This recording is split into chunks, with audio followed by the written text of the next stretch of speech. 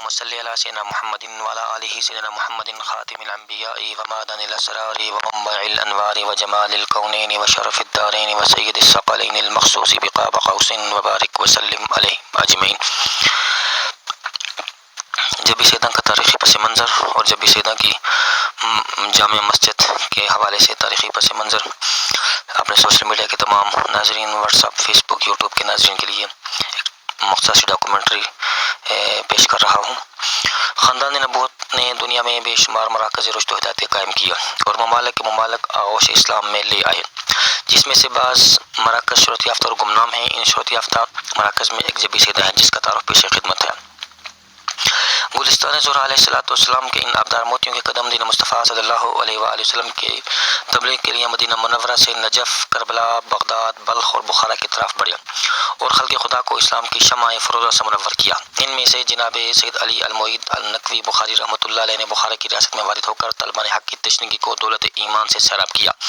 ان کے مشن کو آگے بڑھانے کے لیے ان کے فرزند جناب حضرت سید جلال الدین حیدر سرخپوش المعروف شیر شاہ رحمۃ اللہ علیہ نے سرزمین ہند قبضہ اوچ میں وارد ہو کر لوگوں کو حلقہ بگوش اسلام کیا اور سندھ اور اس کے مضافات میں لاکھوں لوگ توحید کے جام سے سیراب ہوئے۔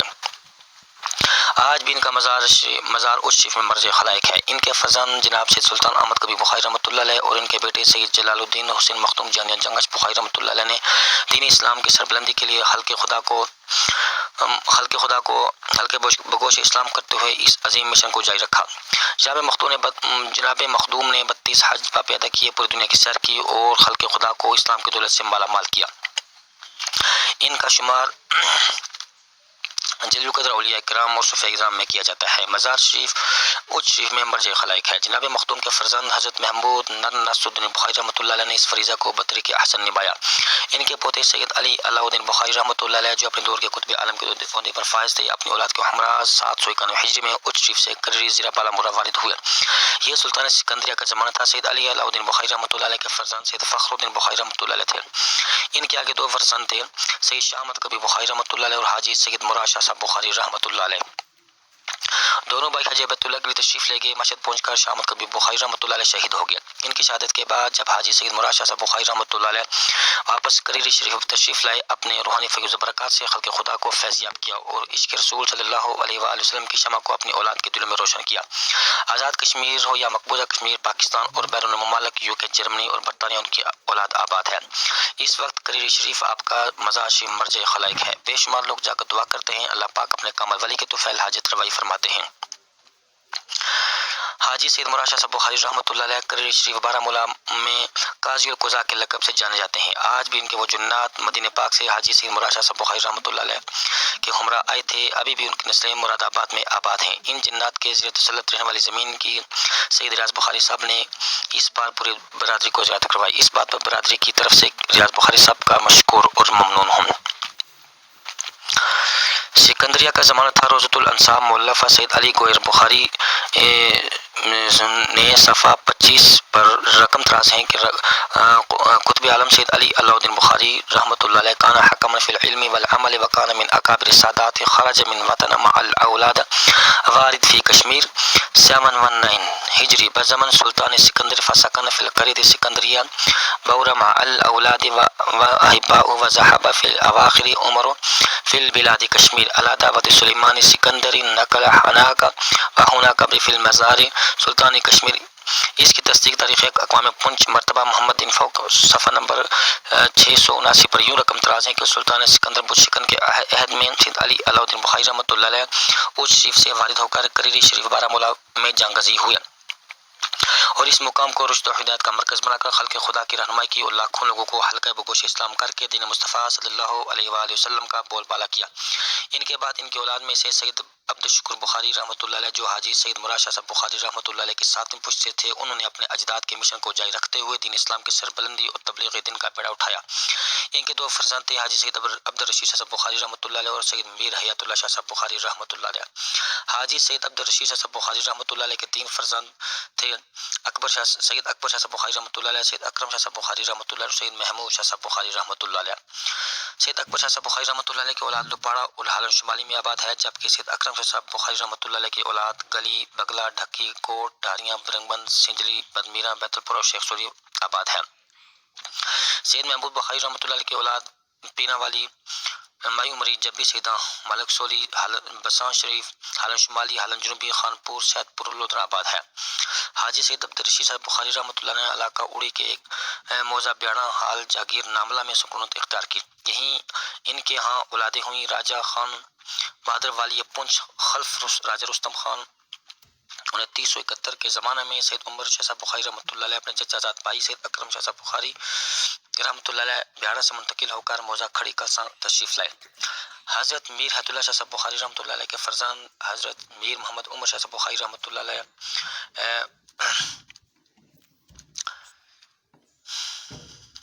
3571 ہجری علاقہ سنور میں وارد ہوئے۔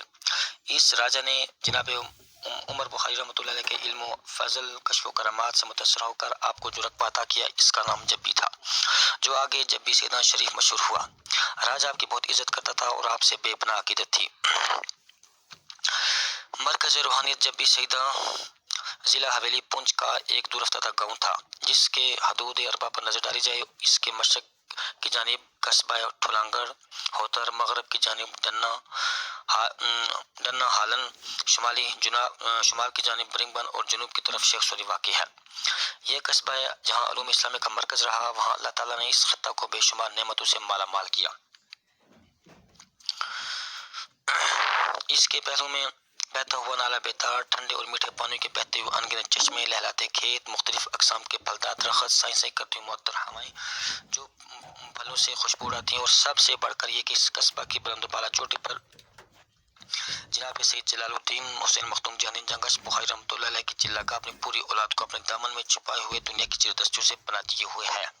اس سرزمین نے ایسے صاحب کمال اور صاحب کشف و کرامات اہل اللہ کو جنم دیا، جن کی امانت، دیانت، کشف و کرامات، علم و عمل کا آج بھی زمانہ معترف ہے۔ جبی شریف میں جناب سید عمر شاہ صاحب بخاری رحمۃ اللہ علیہ سکونت اختیار کی۔ یہاں سکونت اختیار کرنے کے بعد فوراً ہی تبلیغ دین کے لیے مسجد شریف کی بنیاد رکھی، جو الحمدللہ آج پورے علاقے میں مرکز روحانیت تصور کی جاتی ہے۔ تبلیغ دین کے اس مرکز نے مضافات کے علاقہ جات میں اسلام کی وہ روحانیت تقسیم کی کہ لوگ جوک در جوک آپ کے حلقہ عرادت میں سر تسلیم خم کرتے گئے۔ آپ کی عظمت کا اندازہ اس بات سے ظاہر ہوتا ہے کہ جب راجہ مہاراجہ والی ریاست علاقہ کے دورے پہ پنچ سے چلتا، وہ گھوڑے پر سوار ہو کر بڑے فخر سے آتا، مگر جو ہی جبی سینا کی حدود میں داخل ہوتا، والی ریاست باپیدہ سواری سے اتر کر جناب قبلہ عالم کی خدمت میں حاضر ہو کر قدم بوسی کرتا۔ اس کی وجہ یہ تھی کہ وہ ان سادات کرام کے کشف و کمالات، کرامات، علم و عمل، گفتار اور کردار سے اتنا گرویدہ ہو چکے تھے کہ انہیں اپنا نجات دہندہ اور بارگاہ رسالت صلی اللہ علیہ وآلہ وسلم تک رسائی کا ذریعہ سمجھتے تھے۔ اس وقت جبی سینا کو چھوٹا مکہ کے نام سے گردانا جاتا تھا۔ یہ مرکز اور روحانیت آج بھی بفضل خدا اپنی مثل آپ ہے۔ یہاں سے علم و فضل کے وہ چشمے جاری ہوئے کہ صدیوں کے بعد بھی لوگ اس گاؤں کو سرچشمہ روحانیت تصور کرتے ہیں۔ ان کی اولاد خیرکم من تعلم القرآن وعلمہ کو اپنا مقصد حیات بنا کر دین اسلام کی تبلیغ میں نمایاں کردار ادا کیا۔ آج بھی سادات خاندان کے یہ فاطمی نونہال اپنے اسلاف کے نقش قدم پر چل کر دین مصطفیٰ صلی اللہ علیہ وآلہ وسلم کا پرچار کرنے میں پیش ہیں۔ اس خطہ زمین سے جہاں معرفت کے چشمے پھوٹے، وہاں صاحب عقل، دانشور، بہترین اساتذہ، صاحب اثر علماء اور جذبہ شہادت سے سرشار مجاہد اسلام پیدا ہوئے۔ غرض کہ سادات کرام کے نوجوان ہر اس موڑ پر خیر امت اور اطاعت رسول صلی اللہ علیہ وآلہ وسلم کا نمونہ ثابت ہوئے، جن پر بجا طور پر فخر کیا جا سکتا ہے۔ انہی سادات کرام کی اولاد پاکستان میں جا کر آباد ہوئی اور اپنے آباء و اجداد کے مشن کی تعلیم و تعلم و تبلیغ دین کا فریضہ نبھا رہی ہے۔ اللہ پاک ان کے مساعی کو قبول و منظور فرمائے۔ اسی تسلسل کو میرے دادا حضور حافظ سید عبداللہ شاہ صاحب بخاری رحمۃ اللہ علیہ نے جاری رکھتے ہوئے لاہور کی ایک جامع مسجد اکبری منڈی حمام والی مسجد میں 30 سال تک قرآن پاک کی تعلیم دی اور 30 سال تک رمضان مبارک میں نماز تراویح میں قرآن پاک سنا کر لوگوں کے دلوں کو نور ایمان سے منور کیا۔ آج ان کا مزار لاہور کے تاریخی قبرستان میانی قبرستان میں مرجع خلائق ہے۔ آج اسی مسجد شریف کی سنگ بنیاد میر سید عمر شاہ صاحب بخاری رحمۃ اللہ علیہ اور سید ولایت شاہ صاحب بخاری مکی رحمۃ اللہ علیہ نے رکھی تھی۔ اس کی توسیع کا اگلا مرحلہ شروع ہونے کو ہے۔ پیر سید ولایت مکی رحمۃ اللہ علیہ نے کشمیر سے مایہ ناز کاریگروں اور مستریوں کو بلا کر مسجد شریف کا کام اپنی زیر نگرانی کرواتے تھے، اور آج مسجد شریف کے دروازے کھڑکیاں ان کی شاہکاری کا منہ بولتا ثبوت ہے۔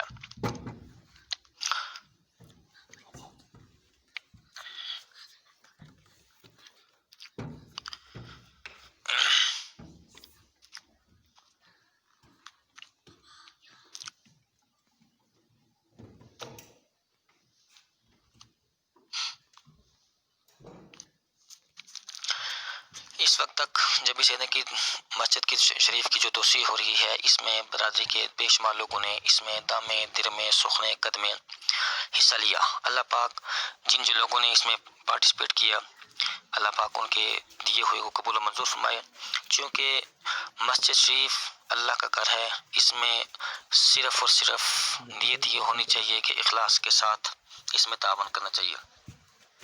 جب آپ اخلاص کے ساتھ تعاون کریں گے تو اس اخلاص والی نیت پہ اللہ تعالیٰ کا قرآن کس طریقے سے اپنی مخلوق سے کو مخاطب کر کے اللہ پاک فرماتے ہیں کہ جب اللہ کی راہ میں آپ دیتے ہیں، اس کا سن لیجیے کہ اس کا اللہ کے ہاں اللہ پاک آپ کو کیسے لوٹائیں گے۔ مثل الذين ينفقون أموالهم في سبيل الله كمثل حبة أنبتت 7 سنابل في كل سنبلة 100 حبة والله يضاعف لمن يشاء والله واسع عليم۔ جو لوگ اللہ کی راہ میں اپنے مال خرچ کرتے ہیں، ان کی مثال اس دانے کی سی ہے جس سے 7 بالیاں ہوں گے اور پھر ہر بالی میں 100 دانے ہوں، یعنی 700 گنا اجر پاتے ہوں، اور اللہ اس کے لیے چاہتا ہے اس سے بھی اضافہ فرما دیتا ہے، اور اللہ بڑی وسعت اور خوب جاننے والا ہے۔ اگلی آیت میں اللہ پاک فرماتے ہیں الذین ينفقون اموالهم في سبيل الله ثم لا يتبعون ما انفقوا منا ولا عذا لهم اجرهم عند ربهم ولا خوف عليهم ولا هم يحزنون۔ جو لوگ اللہ کی راہ میں اپنے مال خرچ کرتے ہیں، پھر اپنے خرچ کیے ہوئے کے پیچھے نہ احسان جتاتے ہیں اور نہ اذیت دیتے ہیں، ان کے لیے ان کے رب کے پاس ان کا اجر ہے، اور روز قیامت ان پر نہ خوف ہوگا اور نہ وہ غمگین ہوں گے۔ آگے پھر اسی کی توسیع میں اللہ پاک فرما رہے ہیں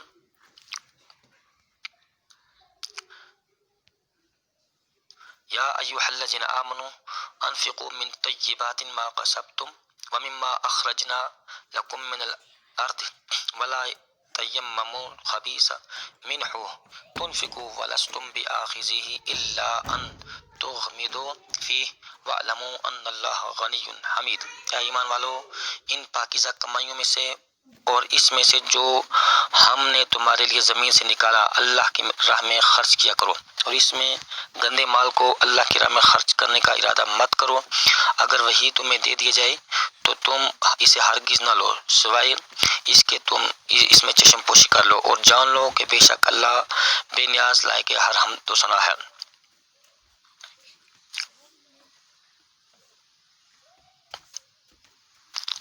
اس وقت تک جب بھی سیدہ کی تعمیر کی توسیع اگلے مرحلے کی طرف اس کا کام جاری ساری ہے، اس وقت برادری کے بے شمار لوگوں نے دامے درمے سخنے قدمے جس طریقے سے تعاون کیا، حاجی سید پیر عمر شاہ صاحب بخاری رحمۃ اللہ علیہ سے لے کر حاجی پیر ولایت شاہ صاحب مکی رحمۃ اللہ علیہ سے لے کر اس وقت تک جس نے مسجد شریف کی تعمیر کے لیے، اس کی توسیع کے لیے دامے درمے سخنے قدمے اس میں حصہ ڈالا، اللہ پاک ان کے اس کوشش کو قبول و منظور فرمائے اور دین اور دنیا میں ان کی نجات کا ذریعہ بنائے، چونکہ یہ اللہ پاک کے ساتھ کیے ہوئے وہ انعام و اکرام ہیں جس کا انعام اور اکرام اللہ کے خزانے سے ملے گا، چونکہ اللہ تعالیٰ کے دربار سے وَمَن يَعْمَلْ مِثْقَالَ ذَرَّةٍ خَيْرًا يَرَهُ وَمَن يَعْمَلْ مِثْقَالَ ذَرَّةٍ شَرًّا يَرَهُ سے اس کا آغاز ہوتا ہے، اور جب آپ اللہ کی راہ میں دیں گے اللہ پاک اس کا دگنا آپ کو دیں گے۔ اگر آپ اللہ کی راہ میں 1 روپیہ اگر دیتے ہیں تو اللہ پاک اس کے عوض آپ کو 10 روپے دیں گے۔ اگر آپ اللہ کی راہ میں 10 روپے دیں گے تو اللہ پاک آپ کو 10 کے عوض 100 روپے دیں گے۔ اگر آپ 100 روپے دیں گے تو اللہ پاک آپ کو اس 100 کے بدلے آپ 1000 روپے دیں گے۔ ایک اللہ کا قرآن جو میں نے مذکورہ بالا آیات میں تلاوت کیا ہے، یہ اسی کا پیش خیمہ ہے۔ لہٰذا جن لوگوں نے اس میں دامے درمے سخنے قدمے حصہ ڈالا، اللہ پاک ان کی سعی کو قبول و منظور فرمائے۔ حاجی پیر سید ولایت شاہ صاحب مکی رحمۃ اللہ علیہ سے لے کر پیر سید عمر شاہ صاحب بخاری رحمۃ اللہ علیہ سے لے کر اس وقت تک جس نے بھی شرکت کی، اللہ پاک ان کی سعی کو قبول و منظور فرمائے، اور یہی عمل روز محشر رسول پاک صلی اللہ علیہ وآلہ وسلم کے دربار میں شفاعت کا ذریعہ بنے، حوض کوثر پر دست رحمت کونین سے کہ جام نصیب ہوں، اور پل صراط پہ رسول پاک صلی اللہ علیہ وآلہ وسلم کا ساتھ نصیب ہو۔ انہی الفاظ کے ساتھ میں امید کرتا ہوں کہ اس مشن کو جو ہمارے آباء و اجداد نے ہمیں ورثے میں دیا تھا، یہ مرکز روحانیت وہ مسجد شریف ہے جس میں جب بھی میلاد شریف کا انعقاد کیا جاتا تھا تو ہمارے آباء و اجداد نے نبی پاک صلی اللہ علیہ وآلہ وسلم کی آمد اپنی ظاہری آنکھوں سے دیکھی تھی۔ اللہ پاک ہمیں وہی تصور عطا فرمائے، وہی آنکھیں عطا فرمائے، وہی جذبہ عطا فرمائے، تاکہ ہم اس مسجد شریف کو جو ہمیں ورثے میں ملی تھی اس کی آگے تعمیر نو اور توسیع کو ہم سب پوری برادری مل کر اس کو آگے اپنا حصہ ڈال کے اس کو منطقی انجام تک پہنچا سکے۔ اللہ ہم سب کو ہم ناصر۔ السلام علیکم۔